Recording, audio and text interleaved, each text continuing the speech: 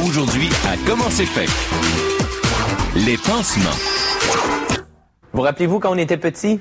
Notre mère nous disait d'enlever notre pansement durant la nuit pour aider la plaie à guérir en la faisant sécher. Puis aujourd'hui, elle nous dirait de le garder. C'est que depuis 15 à 20 ans, on a renversé la vapeur. On favorise de plus en plus la guérison en milieu humide. Les pansements sont nécessaires pour soigner les petits et les gros bobos. Ils sont fabriqués de plusieurs composantes, dont un support principal appelé ETS.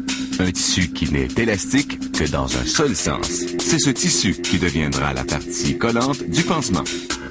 Ce rouleau de 1800 mètres de tissu fait fabriquer 1 800 000 petits pansements ou bien 300 000 grands. Une mince couche de colle est appliquée sur une face du tissu, puis il est chauffé à 49 degrés Celsius dans un four pour y être soufflé, créant des trous sur la couche de colle. Puis, le tissu est de nouveau enroulé en longueur de 300 mètres.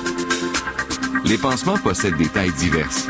Ces lames coupent les rouleaux encollés en bandes de largeur diverses.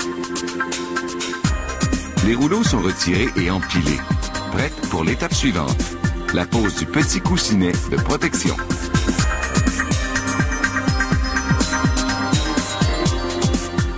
Le matériel qui servira de coussinet est présenté ici, sous forme d'un gros rouleau de tissu qui devra être coupé. Ici, cette machine taille le tissu du coussinet. Ces lames extrêmement coupantes doivent être affûtées à tous les 6 mois. Le tissu du coussinet est séparé en étroites bandes qui seront plus tard collées au tissu ETS. Les bandes de tissu à coussinet sont maintenant prêtes pour le montage des pansements. C'est cette machine qui fabrique les pansements. Les rouleaux qui constituent les composantes du pansement sont déroulés. La machine les assemble, puis ils sont coupés et emballés individuellement.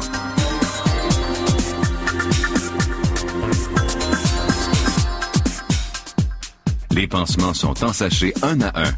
Cette machine pose le papier d'emballage blanc non imprimé qui protège les pansements. On procède maintenant à l'emballage. La vitesse est adaptée au produit, variant entre 300 et 1500 pansements à la minute. Cette roulette perfore les trous qui permettront de facilement détacher les pansements un à un. Les bandes de pansement sont placées dans des boîtes. Nous voyons ici d'autres petits pansements qui sont fabriqués d'une façon différente. La bande de coussinet est placée au centre de la bande de tissu ETS. Le coussinet n'est pas stérile à cette étape-ci. Il sera stérilisé à la toute fin du processus de fabrication. Étape suivante, la pose des 2 papiers plastiques protecteurs qui recouvrent les extrémités encollées du pansement. Terminé, le pansement est aspiré par succion par le bras robotisé et placé entre les 2 papiers d'emballage. On voit bien ici le mouvement d'ensachage au ralenti, mais cette machine est beaucoup plus rapide que l'œil. À toute vitesse, elle peut ensacher 300 pansements à la minute.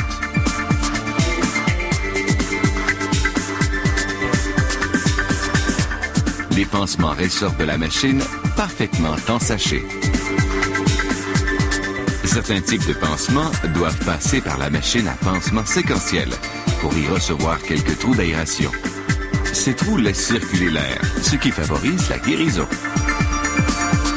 Ces pansements sont prêts.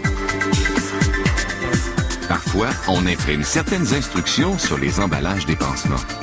Cette machine à imprimer le papier est utilisée avec les machines à pansement.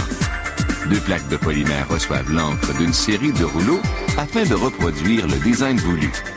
Les pansements défilent à toute vitesse. Avant d'être emballés, les pansements sont finalement stérilisés au rythme de 10 000 à la fois. Les pansements sont ici automatiquement comptés, placés dans une chute et tombent dans la boîte d'emballage. Le gros rouleau de tissu ETS aperçu au début aura permis de fabriquer près de 2 millions de pansements.